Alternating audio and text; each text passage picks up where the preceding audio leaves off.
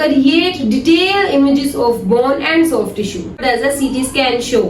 सारे स्लाइसेस को मिलाकर फिर 3 डायमेंशनल इमेज बना देती है. कंट्रास्ट मटेरियल हमें वाइट इमेजेस अपीयर करता है. Harm to unborn babies.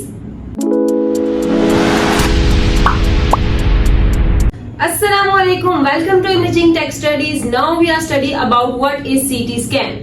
CT stand for computed tomography. Computed tomography is an imaging test that helps a healthcare provider detect diseases and injuries. It uses a series of X-ray and a computer to create detailed images of bone and soft tissue.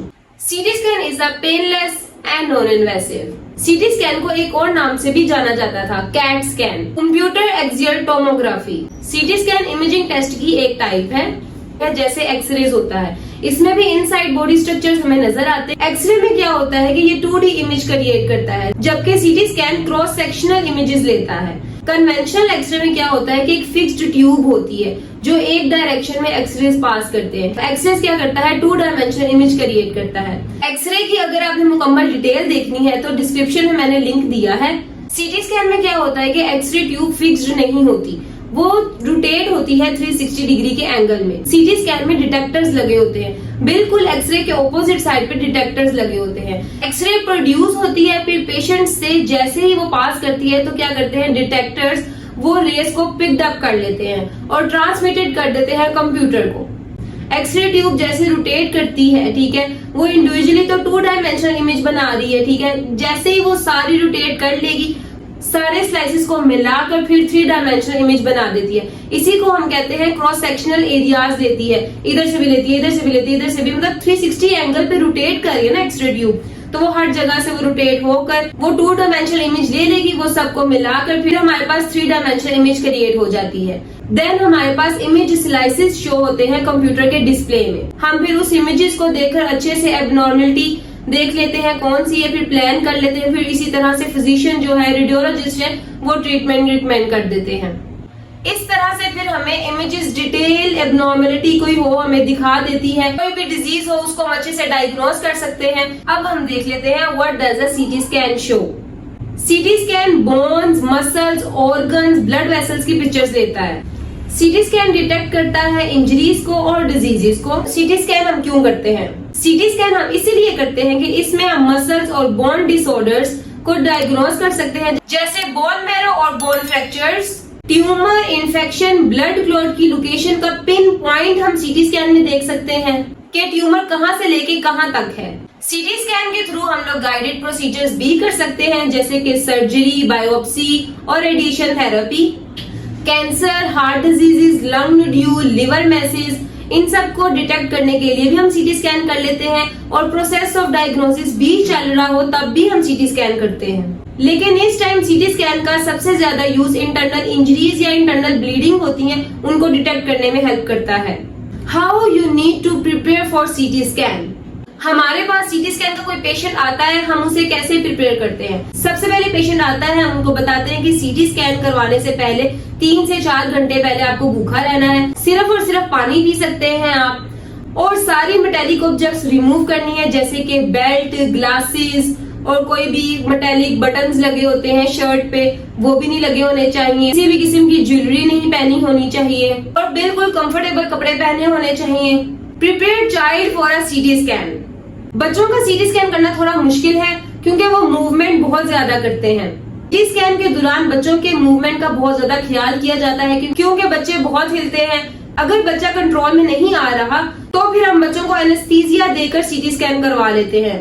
अगर patient की history के मुताबिक हमने patient को contrast देना है तो contrast देने के लिए हम सबसे पहले उनका ब्लड टेस्ट करवाते हैं. उसमें सीरम क्रेटिनिन नॉर्मल होना चाहिए. अब हम देख लेते हैं कि कंट्रास्ट मटेरियल होता क्या है. Contrast material, a special dye called contrast material, is needed from some CT scan to help highlights the area of your body being examined.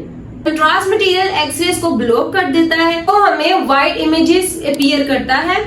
Contrast blood vessels, intestine और अदर स्ट्रक्चर्स को emphasise करने में help करता है. Contrast material हम patient को दे कैसे सकते हैं? बाय माउथ दे सकते हैं, स्टमक और एसोफेगस देखने के लिए.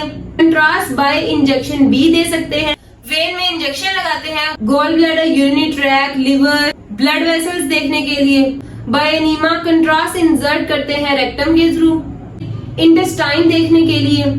कंट्रास्ट से कई पेशेंट्स को साइड इफेक्ट्स होते हैं जैसे कि नोजिया, वॉमिटिंग, डिजीनेस, इचिंग हो जाती है। कंट्रास्ट हम इस वजह से पेशेंट को देते हैं कि कोई भी डिजीज हो, कोई भी ऑर्गन में, कोई ब्लड वेसल्स में, जैसे ही कंट्रास्ट ज्यादा है वो फिर व्हाइट इमेज हो जाती है। कंट्रास्ट की वजह से हम कोई भी डिजीज अच्छे से डायग्नोज कर लेते हैं। What should expect during CT scan? जब पेशेंट सीटी स्कैन के रूम में जाता है, पेशेंट को कहा जाता है कि उस काउच में लेट जाएं। अगर ब्रेन का स्कैन है तो बाजू हम बिल्कुल सीधे रखवाते हैं। अगर चेस्ट का, एब्डोमेन का स्कैन है तो बाजू हम सर के नीचे रखवा देते हैं। डॉक्टर्स पेशेंट्स को समझा देते हैं कि आपने ड्यूरिंग स्कैन हिलना नहीं है, कोई भी मूवमेंट नहीं करनी। अगर मूवमेंट आई तो स्कैन सही से नहीं होगा। पेशेंट को कंफर्टेबल करने के लिए कुछ प्रोब्स वगैरह यूज करते हैं, उनके ऊपर शीट दे देते हैं, सर के नीचे हेड प्रोब रखवा देते हैं। ड्यूरिंग सीटी स्कैन हम पेशेंट को सांस रोकने के लिए भी कहते हैं 10 to 12 सेकंड के लिए। How long does CT scan takes? CT scan का मुकम्मल स्कैन करने के लिए हमें 15 to 20 मिनट लगते हैं। कुछ स्कैन में 10 to 15 मिनट्स भी लग जाते हैं। Are they any CT scan side effects? वैसे तो सीटी स्कैन के कोई साइड इफेक्ट्स नहीं आते। इसकी हाई डोज आए तो कैंसर रिस्क होने के चांस होते हैं, वरना सीटी स्कैन करवाते साथ हमें कोई भी साइड इफेक्ट नजर नहीं आता। अगर वो कंट्रास्ट का पेशेंट है तो उनमें हमें नोजिया, वॉमिटिंग, ईचिस के कुछ साइड इफेक्ट्स नजर आते हैं। क्या सीटी स्कैन सेफ है? वैसे तो सीटी स्कैन सेफ है, लेकिन इसमें एक्सरेज प्रोड्यूस हो रही हैं। अगर पेशेंट 1-2 दफा स्कैन करवा रहा है उनके लिए तो ये सेफ है। अगर बहुत साल आपको ये सीटी स्कैन की रेडिएशन, एक्सरेज की रेडिएशन पड़ रही है तो कैंसर रिस्क होने के चांसेस होते हैं। जैसे कि डॉक्टर्स कोई डिपार्टमेंट में काम कर रहे होते हैं, अगर वो डॉक्टर बहुत साल वहाँ काम कर लें तो उनमें रेडिएशन उनको पड़ती हैं, उससे कैंसर रिस्क होने के चांसेस होते हैं। अदरवाइज सीटी स्कैन सेफ है। Harm to unborn babies? CT scan unborn babies के लिए बहुत ज्यादा हार्मफुल है। अगर कोई लेडी प्रेग्नेंट है या प्रेग्नेंट होने के चांसेस हैं तो वो लाजमी अपने डॉक्टर को हिस्ट्री में बताए। वो लेडी सीटी स्कैन मत करवाए। वो सीटी स्कैन करवाएगी तो उसकी बेबी को खतरा होगा। आई होप सो आपको सीटी स्कैन की सारी बातें समझ में आ गई हैं। अगर आपको मेरी ये वीडियो अच्छी लगी है तो मेरे चैनल को सब्सक्राइब करें, इस वीडियो को लाइक करें, शेयर करें। अपना बहुत सारा ख्याल रखिएगा और बहुत सारा खुश रहिएगा। मिलते हैं नेक्स्ट वीडियो में। ओके, अल्लाह हाफिज।